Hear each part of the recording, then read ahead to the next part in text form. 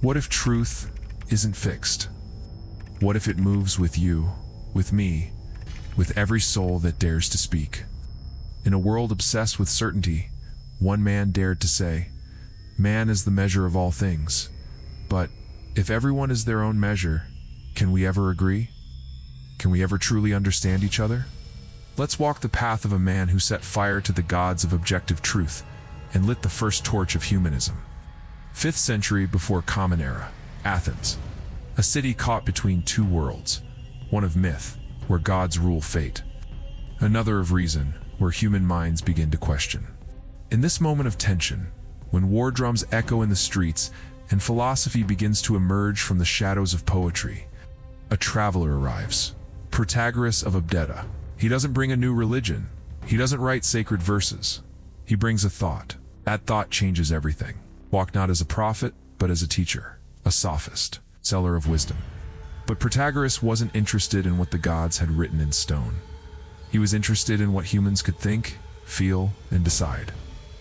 His claim was bold, scandalous even.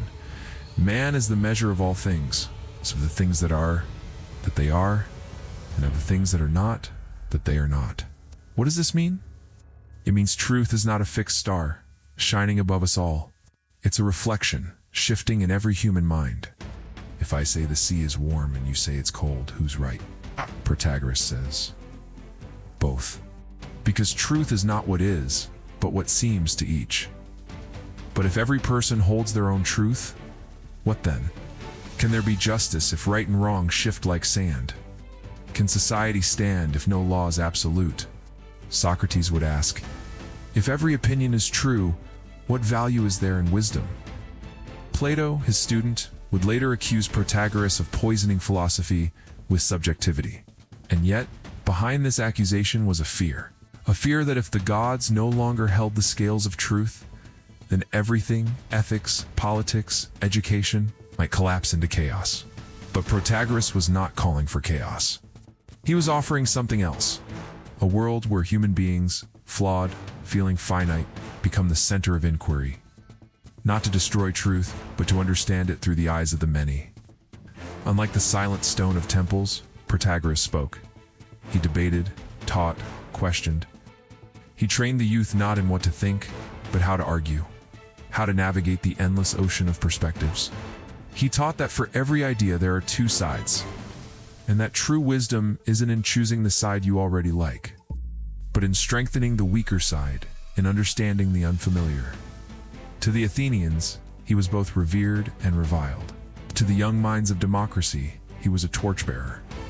He said the gods may exist, but we can never know. He said justice must serve human needs, not divine edicts. He said virtue could be taught, not gifted by birth.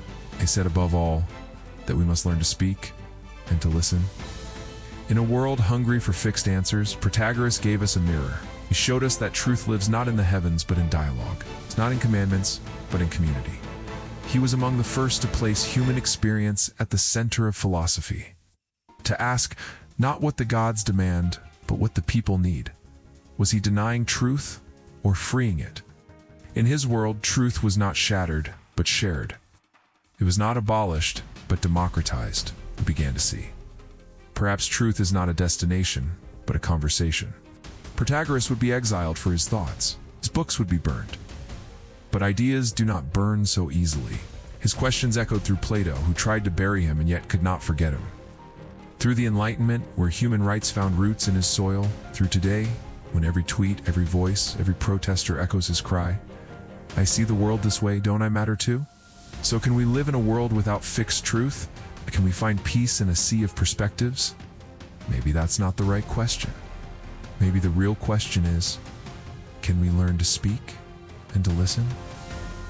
Can we embrace the terrifying, beautiful idea that truth might not live in temples, but between us?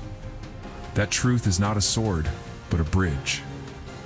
Protagoras lit a fire, and even now burns.